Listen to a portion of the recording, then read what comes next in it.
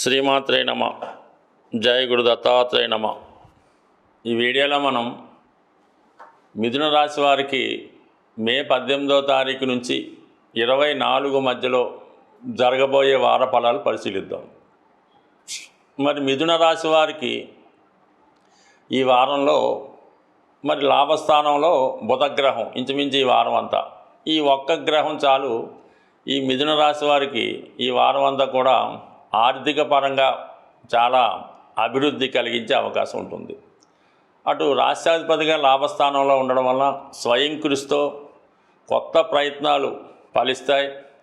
చతుర్థాధిపతి లాభస్థితి అవ్వడం వల్ల స్థిరాస్తికి సంబంధించిన వ్యవహారాలు కలిసి వచ్చే అవకాశం ఉంది.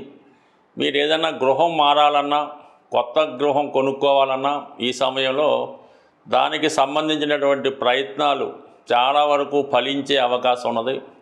అలాగే మీరు వ్యాపార రంగంలో ఉన్నట్టయితే మీకు కొత్త వ్యాపార అవకాశాలు రావడం జరుగుతుంది. అలాగే మీ వ్యాపార అభివృద్ధికి ఇంకా కొత్తగా కొంతమంది పార్ట్నర్స్ని కానీ సహాయకులు కానీ నిర్మించుకొని వారి ద్వారా కూడా మీరు అభివృద్ధి పొందే అవకాశం ఉంది. ఒక గొప్ప వ్యక్తి మీకు ఒక మంచి సలహాలు ఇవ్వడం వల్ల, ఆ సలహాలు వినడం వల్ల మీరు కంప్లీట్గా మీ యొక్క వృత్తి వ్యవహారాలు, వ్యాపార వ్యవహారాలు అభివృద్ధి పరుచుకునే అవకాశం ఉన్నది.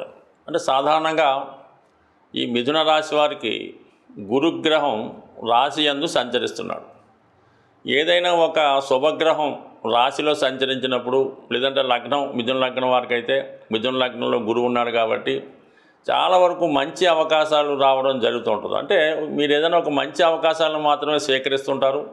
ఆ గ్రహాలు కూడా మీకు మంచి అవకాశాలు ఇవ్వడానికి ప్రయత్నం చేస్తుంటాయి. అదే రాశిలో కానీ లగ్నంలో కానీ పాపగ్రహం ఉంటే ఎక్కువగా పాప ఫలితాలు, జాతకుడు ఆలోచన ఆ విధంగా ఉంటుంది, అవకాశాలు కూడా ఆ విధంగానే రావడం జరుగుతూ ఉంటుంది. మరి ఇప్పుడు ఈ రాశి వారికి ఈ గురుగ్రహం ప్రవేశంతో జాతకుడు యొక్క ఆలోచన విధానం, అతని ప్రయత్నం చేసే విధానం చాలా నిజాయితీగా, ఆధ్యాత్మికంగా, చాలా జ్ఞానంగా ఉండే అవకాశం ఉంటుంది. అలాగే అటు విద్యా సంబంధించిన విషయంలో మీ గ్రాస్పింగ్ పవర్ పెరుగుతూ ఉంటుంది. మీరు చేసినటువంటి పుణ్య కార్యక్రమాలకి, పూజలకి ఫలితం ఈరోజు రావడం జరుగుతుంటుంది. అది స్పష్టంగా మీ యొక్క ముఖంలో కానీ, మీ యొక్క ఆరోగ్య విషయంలో కానీ కంపల్సరీగా కనబడుతూ ఉంటుంది. అంటే ఒక విధమైన ఆకర్షణ మీలో పెరుగుతూ ఉంటుంది. ఈ ఆకర్షణ కారణంగా ఎలా ఉంటుందంటే మీరు ఎక్కడికి వెళ్ళినా కూడా సులువుగా ఆ పని జరుగుతూ ఉంటుంది. మిమ్మల్ని చూసిన వాళ్ళు కూడా మీలో ఏదో గొప్ప మార్పు వచ్చినట్టు గుర్తిస్తారు.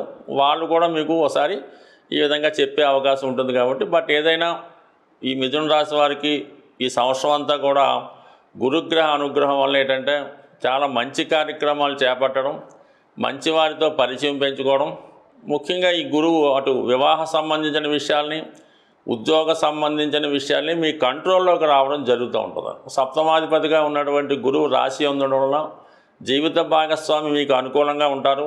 మీరు చెప్పిన విషయాన్ని గౌరవించడం జరుగుతూ ఉంటుంది. దశమాధిపతిగా ఉండడం వలన వృత్తిలో మీరు చాలా వరకు స్వయం కృషితో పైకి రావడం జరుగుతూ ఉంటుంది.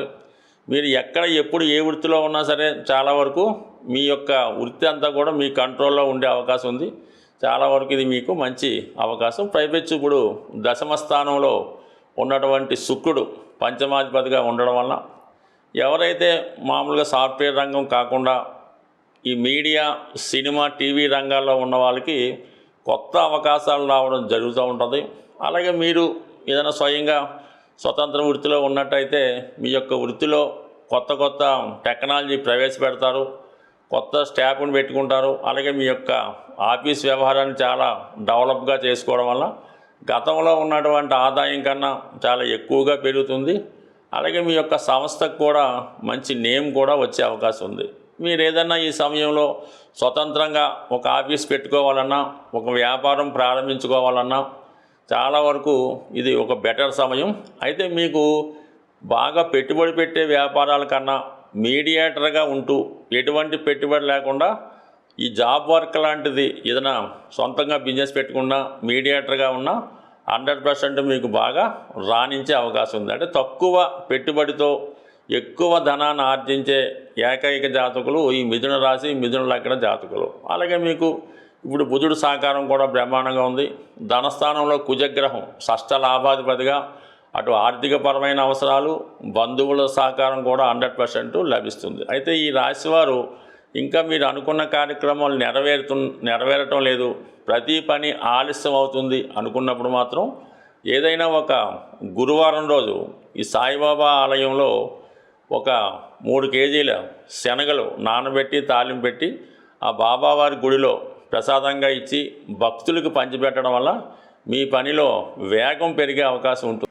ఈ వారం గ్రహాల యొక్క అనుకూలత లేని వాళ్ళు, ముఖ్యంగా ఉద్యోగ సంబంధించిన విషయాలు, వివాహానికి సంబంధించినవి, అలాగే రుణ సమస్యలు ఉన్నవాళ్ళు ఈ నెల అంటే మనకి ఈ వారమే వస్తుంది 22వ తారీఖున హనుమత్ జయంతి.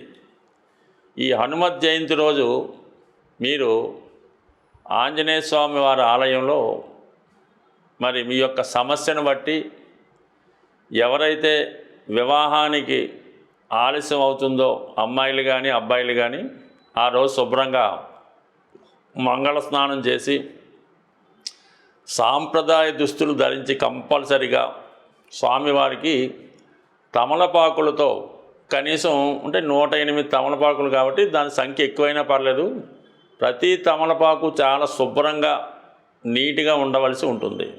ఓపిక ఉన్న వాళ్ళంతా అదంతా మాలగా తయారు చేసి స్వామివారికి కూడా వేయచ్చు. కానీ కామన్గా బిజీగా రోజు ఉంటుంది కాబట్టి ఈ 108 తమలపాకులతో వివాహ సమస్యలతో ఉన్నవాళ్ళు స్వామికి తమలపాకులతో పూజ జరిపించి ఒక 5 అరటిపళ్ళు స్వామికి ఇవ్వాల్సి ఉంటుంది.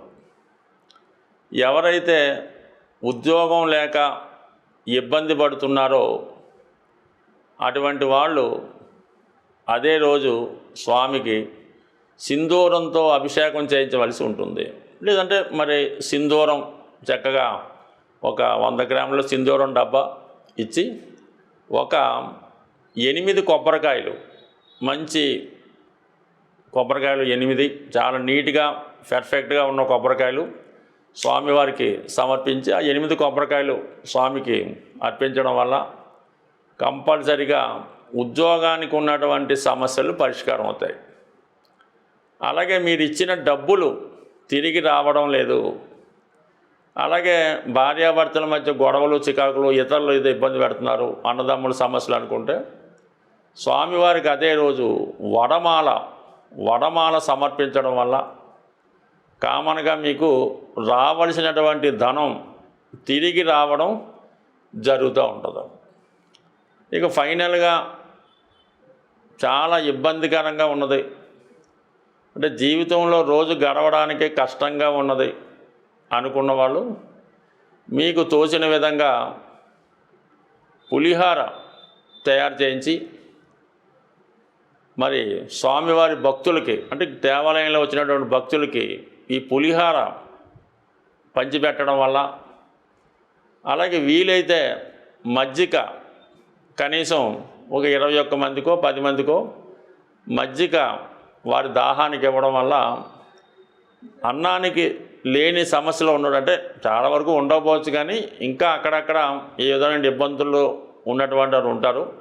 అటువంటి వారు మరి ఈ పులిహార పంచిపెట్టడం వల్ల కానీ మరి ప్రతి టెంపుల్లో కూడా ఆ రోజు అన్నదానం జరుగుతూ ఉంటుంది.